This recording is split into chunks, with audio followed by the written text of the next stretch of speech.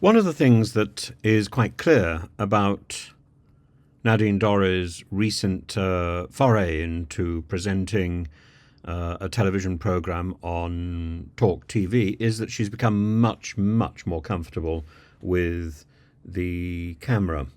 And she's much more relaxed in these interviews that I want to show you. But also, she is more coherent. If you go back to that interview that she did in, I think, January 2022, where she was in the lobby of the House of Commons and trying to defend Boris Johnson, and she says through gritted teeth, I mean, you can see the bottom teeth moving forward. She says, Boris always tells the truth. There was so much evidence that that wasn't the case. And a few days after that, with the scandal was still sort of bundling around, Johnson was in the House of Commons at the dispatch box, and Nadine Dorries was staring at him as if he was some sort of saint. And social media, of course, went wild and suggested that she was actually in love with him. Then there was the, I mean, this series of interviews that she gave back then in 2022. There was one on BBC Breakfast where she was sitting in front of the empty bookshelves. Empty bookshelves from somebody who claims to be an author. It's extraordinary. And she was asked, she was asked these questions. What was it now? Whether she'd spoken to the Prime Minister within the last 24 hours. Why are you asking me that? She said. Why are you asking me that? What are you asking? I mean, and then her tweeting is almost as absurd as some of the tweets from Matt Hancock or Priti Patel or Suella Braverman. But the biggest problem with her tweets is that they all seemed to be a completely different language to the language that she uses in her books. I've read all her books. I know how she speaks, and what was appearing on Twitter was a different voice entirely. And she's been accused of some sort of cut and paste job. Well, that would be a positive, wouldn't it? I mean, I think Gary Neville said, who's a footballer or football pundit, said that it was a cut and paste job. That would be positive. That wouldn't be embarrassing. That would be a get out, because either the Twitter is hers or the books are hers, but they can't both be hers because they're two totally different voices. And her inability to get it right. The rugby union thing, the rugby league thing, the pandemic plan, Keir Starmer being boring. One mistake after another. So it is quite refreshing to hear Nadine Dorries as a coherent individual rather than as a bumbling twit with the title minister. The fact that you have a title doesn't make you ministerial. You become ministerial by inhabiting the responsibilities, by doing the things that you are there to do, by looking ministerial. And Nadine Dorries didn't manage that. She has managed, I think, surprisingly, though I must say I'm cautious about it. I feel that she is being handed significantly shorter cues, things to read off the teleprompter. But one way or another, she has got to grips with television, and in a sort of guarded way. These interviews here suggest she's actually doing rather well at it. This may be her place. I'm still not completely convinced that the Talk TV show she hosts is genuinely watchable, but it's taught her something, and I just wish she'd done it earlier. I wish she'd done it earlier. And in a way, I'm sort of eating humble pie here, because I've always said that MPs shouldn't do two jobs like this, and if they are on television, then they're part-time MPs. And that I don't think ministers, particularly, or ex-ministers, while they are still MPs, should be given that level of limelight. On the other hand, I think a little bit of television experience goes a long way. And this has certainly done Nadine Dorries good. And if she had done this before going into a ministerial career, she may well have done significantly better. And she may have been treated better. And I have to say now, having read her book, I thoroughly enjoyed it. I don't think there's very much substance in it, but my goodness, is it a page-turner. Is Rishi Sunak actually going to make a decision? What is he doing as Prime Minister? He's been taken to the point, over, as the book details, over 7 years. He came into the party. People were told 7 years ago he is going to be Prime Minister, he's going to be Chancellor first, 7 years ago. But he's never made a decision since he got there, because these people have taken him there and they control him. And even now, today, he still didn't get to make the decision over who was going to be in his cabinet. William Hague's just done it. So what is the point of having Rishi Sunak as Prime Minister? Why don't we have William Hague? Or why don't we have Douglas Smith? These people who, make all the decisions. Rishi Sunak doesn't make the decisions. He doesn't move without, first of all, Dougie Smith saying he can, or making a decision unless Dougie Smith approves it. So isn't it weird then that, Esther's a former colleague, both in Parliament and at GB News, Esther McVeigh, that they actually called a position, or briefed that a position, was the Minister for Common Sense. Surely that should sort of be the essence of the entire government. You have one person who can check that we have common sense in this government. Do you know, I just want to say, I love Esther. And, she's from Liverpool and we're fellow Scousers. But honestly, it's such a cynical appointment. It's like, everyone's going to criticise us for just handing a job to, an old Etonian who wants to have his reputation rehabilitated. So I know the antithesis to that the argument against that will be, let's pop a northern girl with a Liverpool accent into cabinet, give her no portfolio or no responsibilities whatsoever, but just let's pop her in.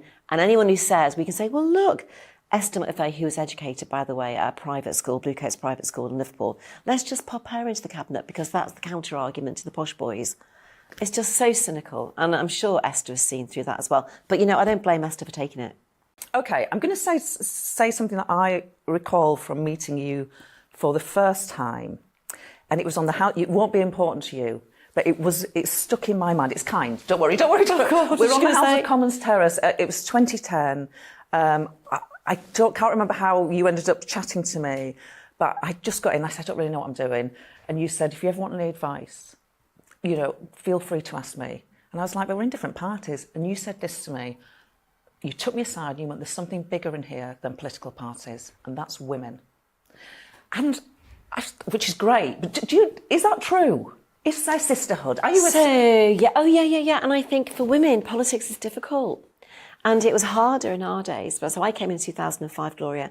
So I'd been through 2005 to 2010, which was, it was like being back in the dinosaur days. And I realised that as a woman, it's 10 times worse because your opinion was completely disregarded. You were totally spoken over. It was just shocking. And I realised that, and honestly, Gloria, I've said this, and I know feminists think it's a terrible thing for me to say, but I wouldn't want any of my daughters becoming MPs. I would not want them working in that place.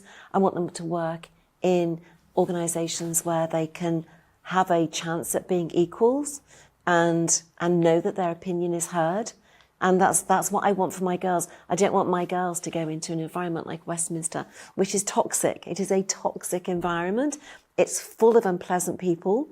You know that. I know that. There are a lot of unpleasant people. There are good people as well, but they are drowned out by the machinations and the game playing and the plotting of those who are bad people, which really is, highlighting a few of those people is what my book's about. Some of the things that you'd been told by the interviewees that you spoke to about in the book that happened in your party, an MP having sex on a billiards table with a prostitute while other MPs watched, an MP who I assume is still an MP who you were told gave a young woman a rape drug who faced no sanction and went on to I mean, is this true? Is there any evidence? Because these are really serious things. Oh, yeah, it's true. I saw the police report. It's true. Is this a sitting MP? Yeah. You've seen a police report? Yeah. And is this the one who gave the woman... I'm not going to go into conversations about it, Gloria, because it's... But there are two anecdotes. There's one where MPs watched... Yeah. And there's another one about an MP who gave a young woman a date rape drug. Yeah. And you've seen one of those police reports. Yeah. And that's as much as you're going to say, that's fine. But you know that... As much as I can say Fine. on that one, given the information I've been given since the book came out. Okay. But I actually saw the... I know people have said, why is she sitting on information like that to sell her book? Why didn't she go to the police about it? I got the information from the book because I saw the police report. Yeah, it's already in action. Are you allowed to tell me if it's if the person in question is still an MP? Yes. They are? Yeah. And the thing about that case, which is utterly shocking, is that my party were aware of what he'd done and he wasn't even given a rap on the knuckles. But then what he went on to do was to abuse and rape other women. So that's the, a sexual... And, Gloria, he was a sexual predator, and we know that Westminster is a place that seems to attract those kind of people. And they are everywhere. And, when this woman was advised that she should go to the police, well, yes, but that's a very difficult thing for someone to do in the workplace, to take somebody else to the police, And there should have been some kind of mechanism where that MP was hauled into and the government or my party or whoever also called the police to say, we need to make you aware that we have received this complaint. And the police would have said, we need to speak to the woman in question. Absolutely right. But she would have felt some protection and some support if the party had also reported him to the police. Whether or not the police could take action on the party's complaint is a different issue, and I know that's a more technical issue, but at least that young woman would have felt that the party was on her side, and the party had an obligation, both morally, I think, and criminally, to do that, and they didn't. And Gloria, we've got to say, I know, it's in both parties. Oh, of course. Yeah, absolutely, absolutely. So, final question. You've said you wouldn't want your daughters to go in there. We both went in there. We saw it for what it is. There's some good people. There's some bad people. There's some bad things that happen in there. Is there anything, if you had a magic wand question, we could clean up politics by doing this? Is there anything we can do? Oh God, it's a big question, isn't it? So one of the issues is, I think the biggest problem is politics itself. It's the pursuit of power, and it corrupts. And I have seen in the research for the book to what extent it corrupts. And there needs to be an overarching theme of decency, high standards, morals. Those overarching themes need to be what people use as their guiding light in politics. Is it moral? Is this decent? Are we reaching standards that the public expect of us? And if the answer is yes, then we're getting somewhere towards addressing how these problems occur within this vacuum. But at the moment, there is none of that. We've got an immoral party which has abandoned all pretense at decency. And that's what's got to change. I really agree with Nadine on many of these points, particularly the idea that the Conservative Party has abandoned all pretense at decency, and it doesn't have to go so far to get some of this back, but actually it will do us all good. We don't want our government, no matter whether people want to vote for Labour or Conservative or Liberal or Green, nobody wants to see the government collapse into such moral depravity where a law doesn't need to be legal. The fact that you have the power to override the judgment of a senior judge doesn't mean you can use it, or doesn't mean you should use it.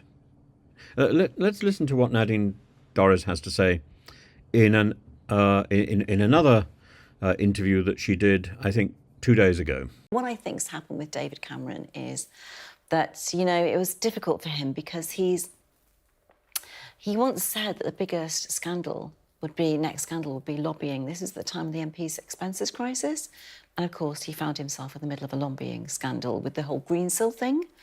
And I think that would have made it very difficult for him to have been popped into the Lords, because I think it would have been difficult to have passed the HOLAC vetting system, or process rather. So I think what's happened is it's just been, it's a job that's been created for him to pop him into the Lords. And, if you're from Eton, that happens. Like, the conversations just happen behind the scenes. And, you're from Eton, we'll just pop you in, so don't worry, we'll give you a job. That will sort all that out. You'll be in the Lords. So I think that's very much kind of what's happened, to rehabilitate his reputation. And, frankly, he made a mistake over the whole green seal lobbying thing. It was stupid, it was ridiculous, but, to be charitable, he made a mistake. And it has tarnished he was Prime Minister for 11 years, so it did tarnish his reputation. And I think that, does he deserve it? Well, I think anybody who's served as Prime Minister, which is a very tough job, deserves to be in the Lords. You haven't made it into the Lords. Oh, well, that's different, I'm from one of the most deprived areas in Liverpool and went to a secondary modern school. So there are no behind-the-scenes conversations, there are no jobs created if somebody doesn't like you. But actually, It was blocked by Rishi Sunak, right? It was completely. I mean, Rishi Sunak did something that no Prime Minister has ever done before. And I've been told by people close to David Cameron that David Cameron said at the time, Rishi shouldn't have done that. He's broken a precedent and he's set a dangerous precedent for the future, because now other Prime Ministers feel they have the right to interfere in their predecessors' lists, and it's a dangerous game to play, but Rishi played. And I absolutely know what happened to the last letter, and it was just blocked by those people around Rishi who said to him no. And it's because I was writing this book. I mean, do you think... there are some people who might be saying, look, you got it in for Rishi Sunak now because you're bitter that your peerage was blocked. Yeah, no, I don't know why anybody would say that. I started writing this book before the peerage was blocked. So I don't know why anyone would say that. What I'm kind of concerned about, I suppose is the better word, is, in 2019, Boris Johnson delivered 365 MPs back to Parliament, Conservative MPs. He got a bigger percentage of the vote share than Tony Blair did in the 97 landslide. We won the biggest Conservative majority in 40 years, a generation. We were going to govern for the country. And what's happened since is, this group of men have installed Rishi Sunak, who they decided 7 years ago would be Prime Minister, by the way, and they just used Boris to get the majority to get Rishi in. And all the evidence for that, legally checked, is in the book. They wanted Rishi in, and they kind of they dumped. The first thing they did was dump social care. I mean, at the same time, though, you're talking about delivery on things like levelling up, on things like social care. Boris Johnson's got to take a bit of responsibility for that, hasn't he? I mean, he was Prime Minister. What did he achieve? So social care was due to be launched weeks after he was removed. The same with the online safety bill. It was ready to go, but that was stalled and diluted and watered down. There's so much that we've lost that we went to the country of the manifesto for in order to win such a big majority. It was a vision. All it's about now is personalities and manoeuvring. It's like the Conservative Party has become a big HR department. It's like various people who have their own personal ambitions are now being satisfied before we lose in a catastrophic general election. Talking about those people who are now around the top table after the events we've seen, someone pointed out to me that there are now the same number of former advisors to David Cameron around the cabinet table as MPs representing northern constituencies. There's also no women in the 4 great offices of state. I mean, does this matter? Oh, it absolutely does. This now is about let's do what we can for our friends, the right people to get us through to a general election. It's shameless. It's divisive. I've heard from MPs in Northern Wall seats who took their seats from Labour for the first time in a generation, who are just like, what is going on? How do they go to their constituents and say, that this is a good thing, this is that the Conservative Party has changed for the better? Rishi was supposed to be the change candidate. Is this what he has changed for? Is this it? Was it right to sack Suella Braverman? What's your take on that? So I don't think it was right to sack Suella because, first of all, I don't believe the whole scenario, not for a second, that she wrote that op-ed and it wasn't signed off by Number 10. I just don't believe that. What, so you think Number 10 are lying? Yeah. Having been, Having been a Secretary of State myself, I know how that process between op-eds going into newspapers, and particularly, and it's always the Times, and I know exactly how that works. And the fact that Number 10 said, oh, we didn't sign it off, we asked for changes, I'm afraid I just don't believe it. It's poor leadership. And I think what the country is crying out for is leadership, and they're just not getting it at the moment. What they're getting is the moving of the deck chairs on the Titanic. That's all they're getting. You describe Rishi Sunak in the book as sickly nice. What do you mean? There's a kind of, well, if you saw him in his interview with Elon Musk, I think you know what I mean. The smile is not always genuine, and I'm sure you've read many times yourself and heard many times yourself that he's quick to anger, because that mask often slips. What, have you seen that? So, yeah, I've seen, yeah. When did you see it? It's just an irritability, you see. You know, it's like, it's very hard to put on an image, isn't it, all day? It's very hard to keep that fixed grin and that, you know, that cheerful, chappy demeanour all day long. When you're Prime Minister, it's like 24 hours a day. So I'm not surprised the mask slips, because it's quite hard to keep up that effort. And I think that's part of the problem. I mean, there will be people listening to you, particularly allies of Rishi Sunak, and maybe some viewers as well, who think, look, you don't like Rishi Sunak, we get it, you're a Boris Johnson fan. This is coming off a little bit like sour grapes, the attacks on him. What would you say to and I that? completely understand that, and I wish it didn't. But the one thing I've done with this book is I've researched how Rishi became Prime Minister. You say Michael Gove's the puppet master. All roads lead back to Michael Gove. So Michael Gove was behind the removal of Ian Duncan Smith, Theresa May. He played a role in David Cameron's downfall because, of course, when David Cameron sacked him as Education Secretary and demoted him to Chief Whip, then everything began to go wrong for David Cameron. He was behind the removal of Ian Duncan Smith.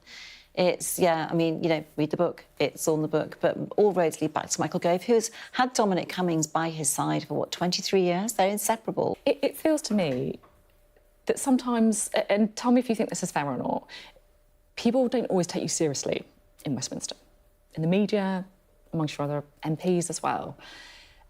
And the thing that really struck me from the book, and also seeing interviews that you've done before and things you've spoken about before, is just how different your background is to a lot of people in Westminster.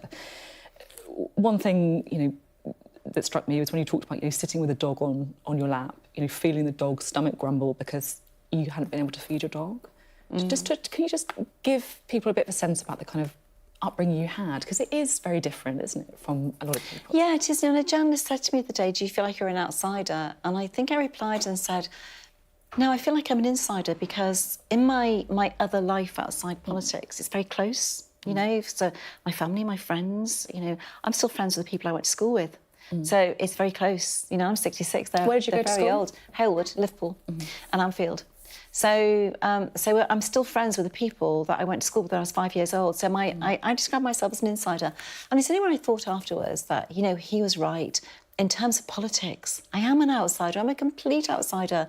I don't think there's anybody in Westminster who's had my background. But also, and I say this at the risk of sounding like I'm blowing my own trumpet, I arrived, and I'm loath to say it, I'm always loath to say it. And I think to myself, that's very much a woman thing, because if I was a man, I'd say it. I wouldn't hesitate. But, you know, I arrived in Westminster already with quite a substantial track record of achievement. I'd done 10 years in the NHS as a nurse.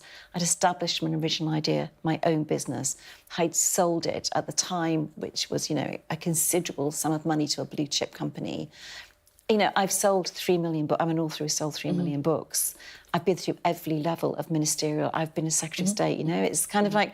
So my record of achievement is not one that everybody else manages. And as a woman, I never said that.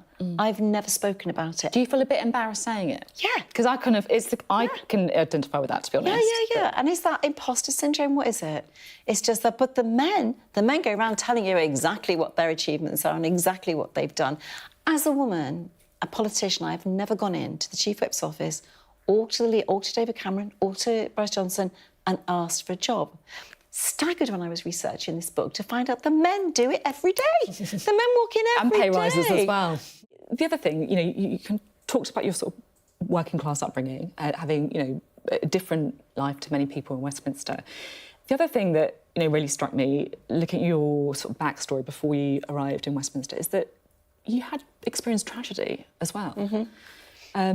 Your dad died just before your 21st birthday. Your brother also lost his life in a road accident, I think it was. Yeah.